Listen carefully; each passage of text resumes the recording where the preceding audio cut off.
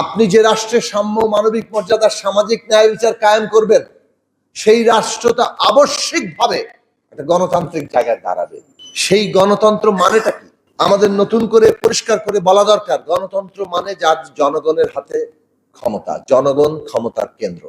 তো জনগণ যদি ক্ষমতার কেন্দ্র হয়, জনগণ নির্বাচিত করে তার এই রাষ্ট্র পরিচালনাটা কে করবে, সরকার কি হবে। কিন্তু সেই সরকার কি জনগণের চাইতে বেশি ক্ষমতাশালী হতে পারে? তাহলে সরকারকে এমন ক্ষমতার সরকার হতে হবে যে সবসময় জনগণের কাছে জবাবদিহিতা করে। এটা হচ্ছে গণতন্ত্রের দৃষ্টিভঙ্গিগত দার্শনিক দিক, মর্মবস্তুগত দিক। এইটা যদি না থাকে তাহলে এটা গণতন্ত্র না।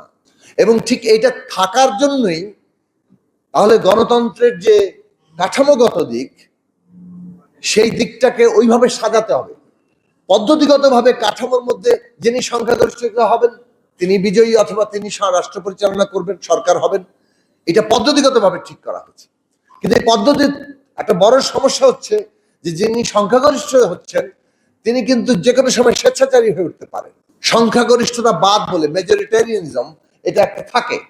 তাহলে সংখ্যাগরিষ্ঠতার জায়গাতে আপনি যখন যাচ্ছেন পদ্ধতিগতভাবে, তখন এটা এই মেজরিটেরিয়ানিজম দিয়ে একটা স্বেচ্ছাচারিতার রূপ নিতে পারে। তাহলে এই স্বেচ্ছাচারিতা বন্ধ করা হবে কিভাবে? এটা হচ্ছে গুরুত্বপূর্ণ প্রশ্ন গণতন্ত্রের। আপনি যাকে বলছেন যে জনগণের কাছে জবাবদিহিতা করবে, তার মানে হচ্ছে যে পদ্ধতিগতভাবে যে স্বেচ্ছাচারিতার সম্ভাবনা থাকে সেটা বন্ধ করা গণতন্ত্রের গুরুত্বপূর্ণ জায়গা।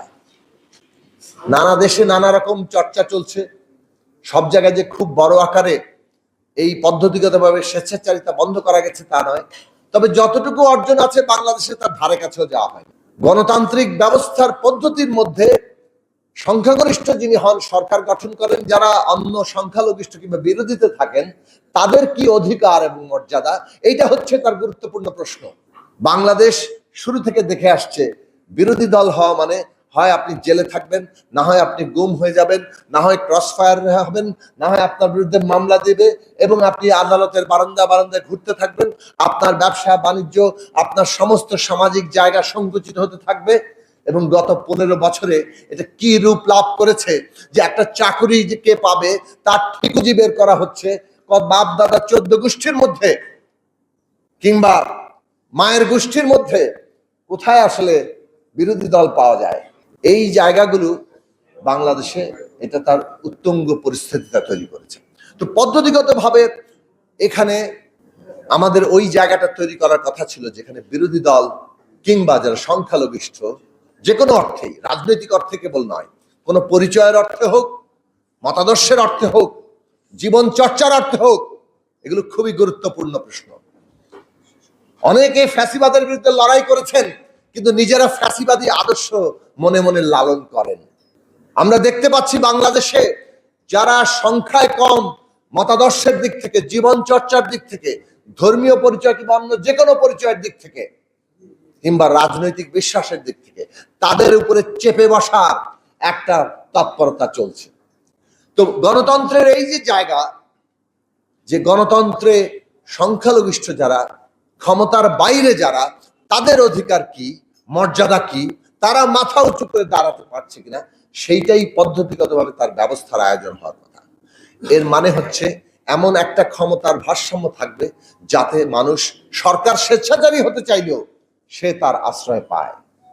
এই কারণে সরকারের সাথে বিচার বিভাগের, আইন বিভাগের পার্থক্য থাকে। সংসদ, সরকার এবং বিচার বিভাগের মধ্যে ক্ষমতার ভারসাম্য নাই, এই যে আপনার অধিকারের জায়গা, মর্যাদার জায়গা, সেটার নিশ্চয়তা। এই ক্ষমতার ভারসাম্যই জবাবদিহিতা আনে।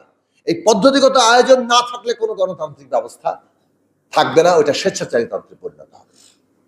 আর একটা গণতান্ত্রিক ব্যবস্থা আইনি দিক থেকেও যদি এইভাবে আপনি দাঁড়ও করান, কিন্তু যদি এরকম অবস্থা থাকে যে সমাজে কতিপয় লোক ব্যাপক ধন সম্পদের মালিক হবে এবং বৈষম্য এমন ভাবে যাবে যে বৈষম্যের কোনো লাগাম ধরা যায় না, তখন ওই বড় লোকেরা আরো বড় লোক হইতে চাইবে এবং তারা পুরো রাষ্ট্র শক্তিটা দখল করবে। ক্ষমতার প্রতি অলি গলি, ফাঁক ফোকর সবটা দখল করে তারা রাষ্ট্র ক্ষমতাটা ব্যবহার করে ধন সম্পদ আহরণের দিকে যাবে।